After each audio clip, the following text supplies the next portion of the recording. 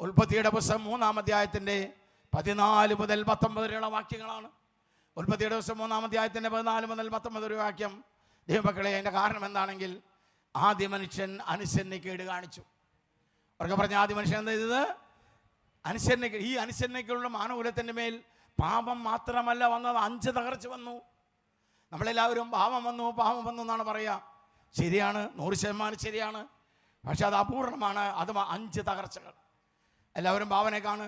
ദൈവത്തിൻ്റെ കൽപ്പനയാണ് വൃക്ഷത്തിൻ്റെ ഫലം തിന്നരുത്.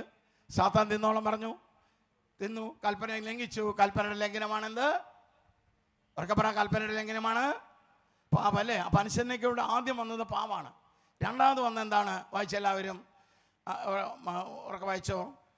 നീയും സ്ത്രീയും അവളുടെ സന്തതിയും നിന്റെ സന്തതി ശത്രുത ഞാനുള്ള വാക്ക്. ശത്രുത അത് പ്രതീകാത്മകമായ ഭാഷയാണ്. അത് രോഗത്തിൻ്റെ പ്രതീകമാണ്. നമ്മുടെ മക്കൾക്ക് വളരെ വില കൂടിയ ഭക്ഷണങ്ങളൊക്കെ ഹോട്ടലിൽ നിന്നൊക്കെ വാങ്ങിച്ചു കൊടുക്കുന്നു. പലതും അവരെ രോഗികളാക്കി മാറ്റുന്നു. കാരണം ഭക്ഷണം അവർക്ക് ശത്രുതയായി മാറി.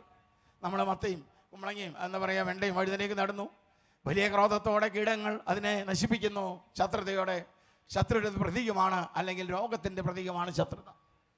രണ്ടാമത് വന്നു. അപ്പോൾ ആദ്യം നമുക്ക് പാപം വരണം കണ്ട് അനുസരിച്ച് കൂടെ വന്ന ആദ്യത്തെ തകർച്ചയാണ് പാപം. രണ്ടാമത്തെ തകർച്ചയാണ് രോഗം. മൂന്നാമത് ഉൽപ്പത്തി 3:16 വായിച്ചേൻ. എല്ലാവർക്കും വായിച്ചേൻ. അവിടേക്ക് ഞാൻ പറയാം, 3:16 നിന്റെ ഗർഭാരിഷ്ടതകൾ ഞാൻ വർദ്ധിപ്പിക്കും, നീ വലിയ വേദനയോടെ കുഞ്ഞുങ്ങളെ ബൈബിളിലെ രണ്ടാമത്തെ നെഗറ്റീവ് വേർഡും ആദ്യത്തെ വേദന എന്ന വാക്കുമാണ്. അതിന് മുമ്പ് വേദന എന്ന വാക്ക് ബൈബിൾ ഉപയോഗിച്ചിട്ടില്ല. ആദ്യമായി വേദന എന്ന വാക്ക് ഈ അനുസരണയ്ക്കേണ്ട പരിണതഫലമായി വന്ന മൂന്നാമത്തെ തകർച്ചയാണ്.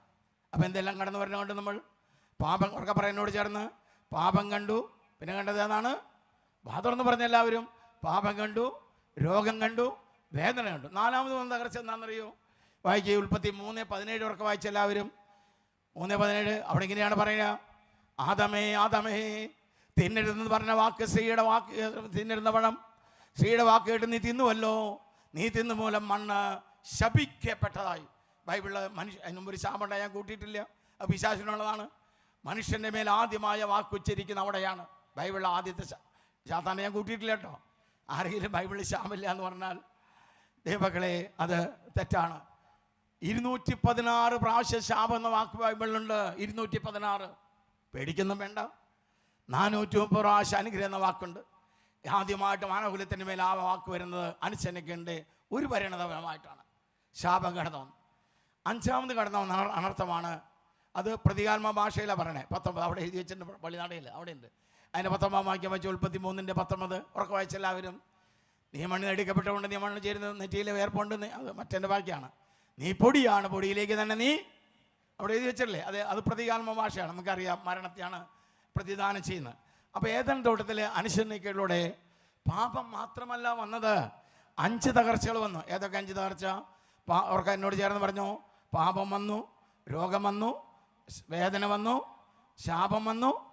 ഇത് 5ഉം ഏറ്റെടുക്കുക. അതുകൊണ്ടാണ് നമുക്ക് 5 മേഖലയുടെ ദുഃഖമുണ്ടാകുന്നത്. ഇത് 5 ഏറ്റെടുക്കുക എന്നതായിരുന്നു നമ്മുടെ കർത്താവിൻ്റെ ഉദ്ദേശം. അതുകൊണ്ടാണ് ഈശോ സമഗ്ര വിമോചകനെ നമ്മൾ വിളിക്കുന്നത്. കാരണം ഈ ലോകത്തിലെ ഏതെല്ലാം മേഖലയിലൂടെ മനുഷ്യ ദുഃഖമുണ്ടോ ആ ദുഃഖങ്ങളെല്ലാം ഏറ്റെടുക്കാനാണ് ഈശോയുടെ മനുഷ്യാവതാരം, പീഡാസഹനം, കുരിശുമരണം, ഉത്ഥാനം, എല്ലാം രക്ഷാകരകൃത്യം മുഴുവൻ.